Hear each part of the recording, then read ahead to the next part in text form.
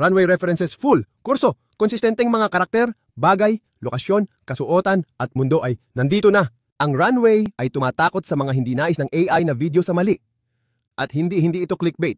Pag-usapan natin ang unang araw na moment na ayaw ng AI sa kumpanya, natakot sa sarili ng creator at pagkakasama ang nagpapangyayari sa kung ano sa ayaw ng AI. Ang runway ay nakatakot sa ating pagkabagal na hindi pa ito isang pag-upload. Ito ay isang revolusyon. Karakterong konsistensya? Kasama. Lokasyong konsistensya? Mga bagay, katas, mga angkeli. Ganito, 3 karakter sa isang eksena. Industrial na record. Maliit na hindi natutulog na mga pumps na andito ang eksena talagang sa cinematographer. Nasa teste na ako sa mga HKs para masubukan kung paano ito magpunta at kung mangyayari mo sa paggawa ng cinematic na universo sa AI, ito ay mga gawa na talaga naming pinangunahan. Is this the best solution yet sa isang problema na video na mga problema sa AI? Sa video na ito, malalaman natin kung paano gamitin ang mga reference, ang mga kalakasan at kahinaan nito. Tuklasin natin ito ng magkasama. Ang pag-start gamit ang Runway Gen 4 references ay napakadali. Makikita mo ang mga reference sa ilalim ng Generate Image o Generate Video options. At ang kailangan mo lang gawin ay magsimula ng bagong session para ma-access ang mga reference. At nandyan na ito. Para magamit ang larawan ng isang karakter ng pare-pareho bilang reference, kailangan mong i-drag at i-drop ito sa seksyon ng references dito. Kapag ginawa mo iyon, automatikong ito ay mai-upload sa seksyon ng recent references sa ibaba, pati na rin sa taas ng prompt box dito. Ang recent references ay maganda. Dahil pinapayagan ka nitong madaling magpalit-palit ng mga karakter, magdagdag o mag-alis ng mga karakter mula sa iyong prompt box. Ito ay isang napakakapaki-pakinabang na tampok. Magdagdag tayo ng isa pang reference dito. Marahil isang reference ng lokasyon. Magdadagdag ako ng eksena ng t-shirt bilang reference dito. Ngayon ay may 2 reference na ako. Ang una ay reference ng muka ng isang karakter at ang pangalawa ay lokasyon. Ang pag-prompt gamit ang mga reference sa frame ay napakadali. Ang layunin ko ay ilagay siya sa eksenang t-shirt. Nagsulat ako ng cinematic photo ng babae sa t-shirt, medium shot, muted tones, parehong kulay at ilaw mula sa imahe una. Gusto kong mapanatili ang mga kulay at ilaw mula sa imahe 1. Kaya't magagamit ko ang imahe 1 bilang reference sa aking prompt. Talaga, sinulat ko lang ang babae bilang reference. At ang runway ay matalino sapat upang maunawaan na tinutukoy ko ang babaeng ito sa seksyon ng mga reference. Na talagang cool. Ngayon, pindutin natin ang generate. Tandaan na maaari kang gumamit ng maximum na 3 reference. Pinapayagan nito ang medyo malawak na flexibility para sa iyo. Maaari mong gamitin ang mga reference para sa mga bagay, damit, maraming karakter, kahit 3 karakter. Ipapakita ko sa iyo ang lahat ng mga kasong ito isa-isa. At dito, sa isang perpektong paraan, pare-pareho, ang aking karakter ay inilagay sa eksenang t-shirt.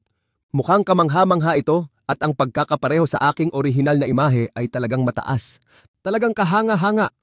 Maaari mong gamitin ang iba't ibang mga anggulo ng kamera para sa parehong karakter. Literally, makokontrol mo ang kamera sa eksenang ito ngayon.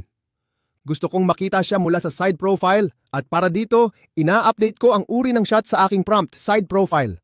Ang mga side profile shots ko ay handa na. Gusto kong makita ang full body shot. Narito ang full body shot. Gawin natin ang behind back shot, over the shoulder shot, low angle shot, high angle shot. Isang dynamic na action shot ng aking subject na tumatakbo. Ngayon, isa sa mga cool na bagay tungkol sa runway ay kapag na-generate mo na ang iyong mga imahe at eksena gamit ang iyong mga consistent na karakter, maaari kang madaling bumalik sa Runway Gen 4 sa pamamagitan ng video tab dito at maaari mo, halimbawa, i-drag at i-drop ang imahe na ito dito at direktang mag-prompt para sa camera motion. Sinulat ko, camera follows her while she's running on the desert. Dito, ang camera ay panning right upang ipakita kung gaano kalawak ang t-shirt. Meron kaming daliin sa kanyang muka. Mabagal kong i-edit upang itakda ang pace ng camera motion at meron kaming tracking shot mula sa likod habang siya ay tumatakbo ng mataas na bilis. At pagkatapos ay siya ay makakakita ng oasis. Napakadali ng dalhin ang mga eksenang ginawa mo sa frames patungo sa Runway Gen 4 at talagang bumuo ng isang mini AI film gamit yon. Okay, bumalik tayo sa paggawa ng imahe. Gamit ang tampok na references, posible ang paggawa ng mga consistent na eksena na may maraming karakter. Ipakilala natin ang karakter 2 at hayaang magkaroon ng ilang interaksyon sa pagitan ng 2 karakter na ito. Para sa trabahong ito, nagdadala ako ng bagong karakter na isang robot. Narito ang aking bagong karakter, isang robot na mahusay na naangkop sa t-shirt na kapaligiran. Para sa mas madaling pamamahala ng assets, papalitan ko ang pangalan ng mga ito. Pangalanan ko siyang Maya. Narito ang dessert at ang karakter na ito ay magiging Bender. Ngayon, gumawa tayo ng mga eksena. Nagsulat ako ng cinematic photo ng Maya at Bender na nakatayo sa dessert, medium shot, muted tones, at nais ko pa ring mapanatili ang parehong mga kulay mula sa larawan ni Maya. Para sa isang consistent na estilo at hitsura, pindutin natin ang generate. Nakita ko ang error na ito tungkol sa paglabag sa usage policy. At napagtanto ko na ito ay dahil tinawag ko ang robot bilang Bender. At ito ay nag-trigger ng kanilang sistema marahil dahil sa issue sa copyright. Upang malampasan ang error na ito, ang kailangan ko lang gawin ay palitan ang pangalan ng robot bilang Lithium. Ito ay kamangha-mangha. Tingnan mo ito. Sila ay parehong nasa parehong eksena at mukhang pare-pareho. Okay, narito may konting problema makikita mo, ngunit ang shot na ito ay medyo maganda pa rin.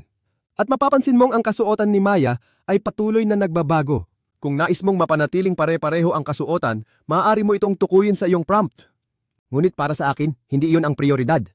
Sa ngayon, maaari kong alisin ang mga references na ito at magpapatuloy ako sa scene na ito. At nais kong ipakita sa iyo kung paano ang hitsura ng scene na ito mula sa isang ibon.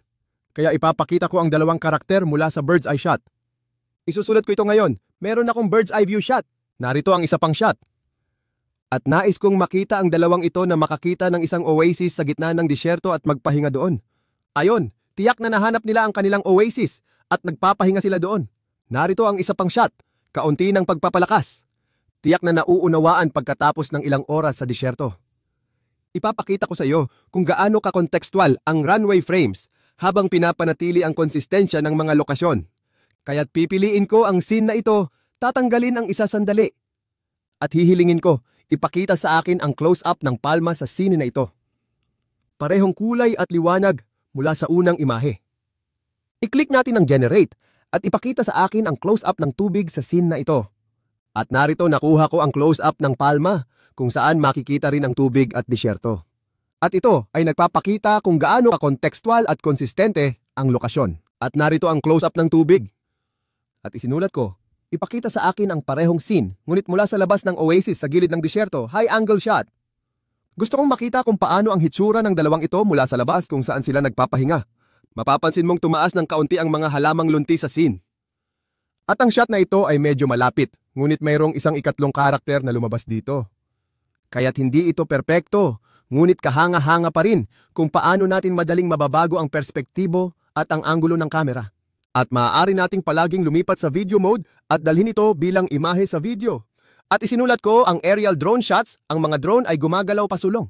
At maaari tayong mag-generate ng video. At narito ang aerial drone shot.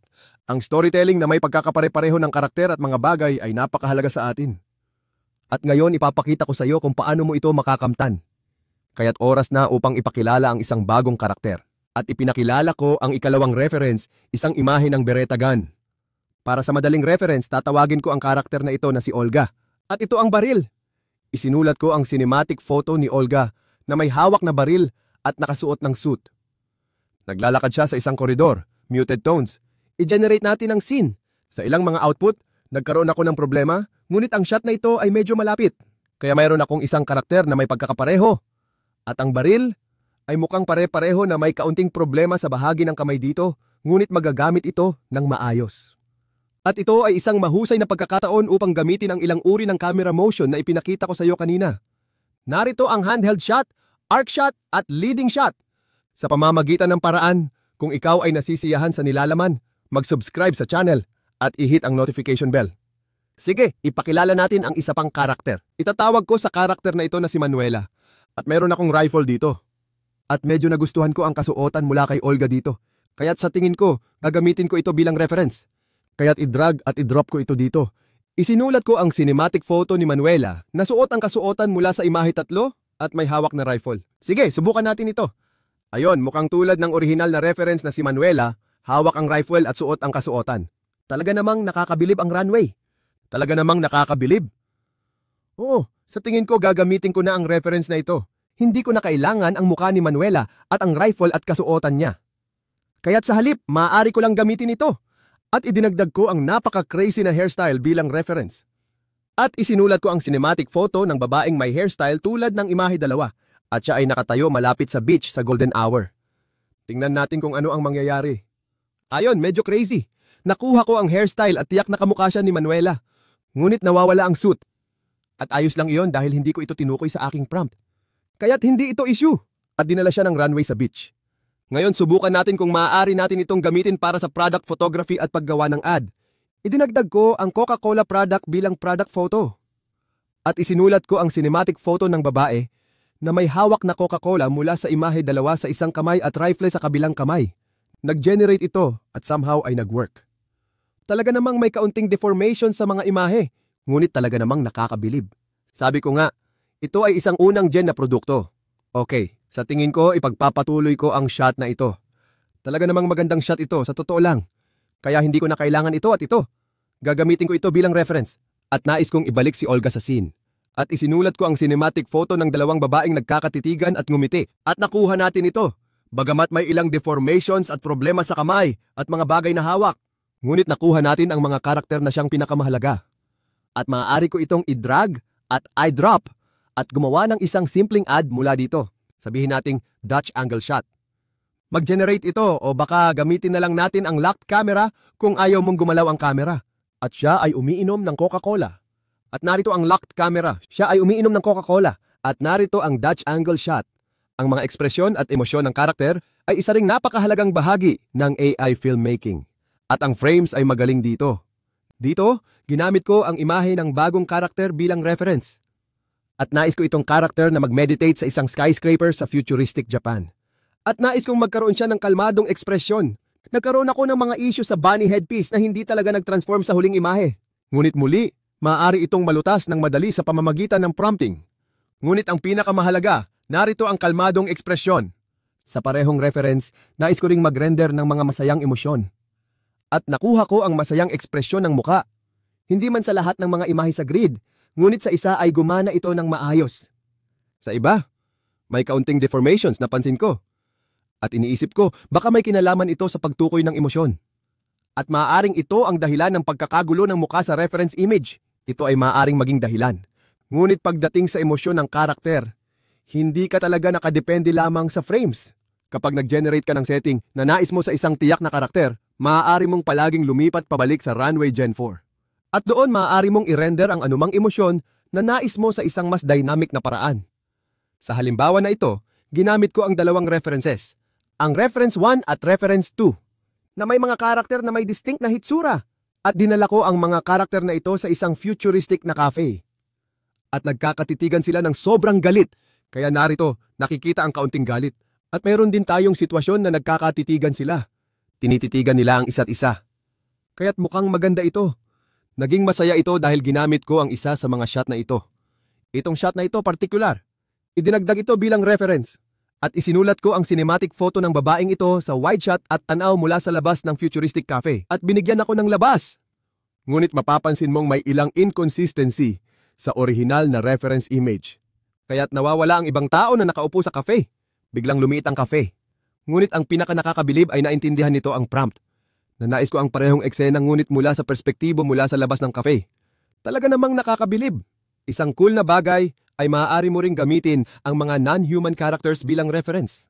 Halimbawa, dito, idinagdag ko ang mecha sa aking reference at nagawa ko itong kahanga-hangang shot na may consistent na karakter na si Lena, kasama ang mecha sa parehong scene. Nag-work din ito ng maayos sa animal character. Mayroon akong dalawang babaeng karakter at idinagdag ko ang desert fox sa aking komposisyon. At nagawa nitong i-render ito ng maayos. Kaya narito may kaunting confusion sa bunny headpiece. Ngunit ang mga natitirang karakter at ang fox ay magkasama sa parehong scene. At tandaan na ngayon ay 3 references na tayo. Kaya mayroon tayong 3 karakter. Sa huli, gagawin natin magkita ang 3 karakter na nakita natin sa buong video sa disyerto. Nandyan sina Lena, Manuela at Maya. At sila ay nag-hangout na magkasama ngayon. Narito ang isa pa. At ang cool na bagay dito ay talagang kaya nating tukuyin ang kanilang pose at body posture. Halimbawa, dito nais kong tumayo si Lena. Nais kong si Manuela ay nakaluhod at nakatutok ang rifle. At si Maya ay nagkakaskas ng buhangin. Minsan hindi ganap na nandyan ang pose, ngunit nakuha ko ang low angle shot dito. Kaya't halos 80% prompt following. Na talagang nakakabilib considering na mayroon tayong 3 reference points. Kaya't sa tingin ko, ito ay sobrang cool. May ilan pa akong mga cool na halimbawa gamit ang parehong prompt. Sa pagkakataong ito, sa halip na kick, ibinigay ko kay Maya ang boxing position na may mga braso pataas. At dito meron tayong isang cool na render. Ngunit sa kasamaang palad, may konting morphing sa mga kamay na kailangan pang ayusin. At syempre, maaari mong palaging kunin ang mga scenes na ito at gumawa ng isang mahusay na video gamit ang iba't ibang camera motions. Ang references feature ay gumagana din sa style reference, na isang interesante use case. Ginamit ko ang imahe ng 3 karakter ko na magkasama dito na may style reference na medyo abstract. At isinulat ko ang babaeng ito sa visual style ng imahe 2. Kaya nagbigay ito ng isang bagay. Siyempre marahil hindi ito kasing ganda ng mid-journey style reference sa puntong ito o ang ilan sa mga ibang solusyon doon. Ngunit talagang maganda ito. At sana ay tunay na nakatulong ang video na ito sa iyo. Huwag kalimutan magbigay ng thumbs up at mag-subscribe para sa higit pang in-depth na tutorials. Kung nais mong matuto pa tungkol sa hinaharap ng storytelling, i-click dito. Maraming salamat sa panunood.